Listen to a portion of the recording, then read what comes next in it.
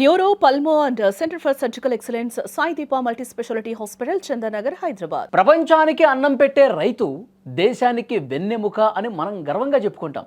కానీ అదే వెన్నెముక నేడు సామాజికంగా ఒంటరైపోతోంది.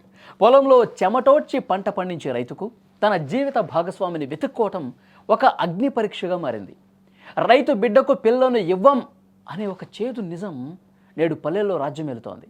పట్టణ నాగరికత స్థిరమైన ఉద్యోగాల మోజులో పడి రేపటి తరం అన్నదాతలను పెళ్లి చేసుకోవటానికి యువతులు వారి తల్లిదండ్రులు వెనకడుగు వేస్తున్నారు. ఈ నేపథ్యంలో కర్ణాటక రైతు సంఘాలు ముఖ్యమంత్రి సిద్ధరామయ్య ముందు ఉంచిన ఒక వినూత్న ప్రతిపాదన దేశవ్యాప్తంగా ఇప్పుడు తీవ్ర చర్చనీయాంశమైంది. ఇటీవల జరిగిన కర్ణాటకలో బడ్జెట్ సన్నాహక సమావేశం ఒక చారిత్రాత్మక డిమాండ్కి వేదికైంది.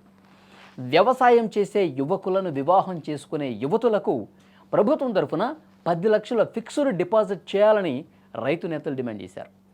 వ్యవసాయం వైపు యువతను, ముఖ్యంగా యువతులను ప్రోత్సహించాలంటే ఇటువంటి విప్లవాత్మకమైన నిర్ణయాలు అవసరమని వారు వాదించారు.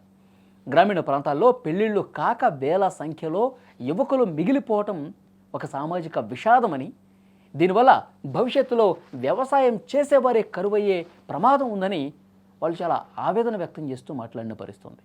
అయితే కేవలం పెళ్లి కానుకతోనే సమస్య తీరదని గుర్తించిన రైతు సంఘాలు వ్యవసాయాన్ని ఒక గౌరవప్రదమైన వృత్తిగా మార్చేందుకు మరికొన్ని ప్రతిపాదనలు కూడా బడ్జెట్ ముందు తీసుకొచ్చాయి. రైతు పండించిన పంటకు గిట్టుబాటు ధర కల్పించడానికి 20,000 కోట్ల రూపాయలతో ప్రత్యేక నిధి ఏర్పాటు చేయాలని, ప్రభుత్వ ఉద్యోగాల్లో రైతు బిడ్డలకు ప్రత్యేక రిజర్వేషన్లు కల్పించాలని కోరారు. అలా పెండింగ్లో ఉన్న భూ వివాదాల పరిష్కారం, నాణ్యమైన విత్తనాలు, ఎరువుల సరఫరా వంటి మౌలిక అంశాలను కూడా వాళ్ళు ప్రస్తావించారు. మరి బడ్జెట్లో ముఖ్యమంత్రి సిద్ధరామయ్య ఈ పెళ్లి కానుక డిమాండ్పై ఎలాంటి నిర్ణయం తీసుకుంటారో, అన్నదాతల జీవితాల్లో కొత్త వెలుగులు నింపుతారో లేదో వేచి చూడాలి.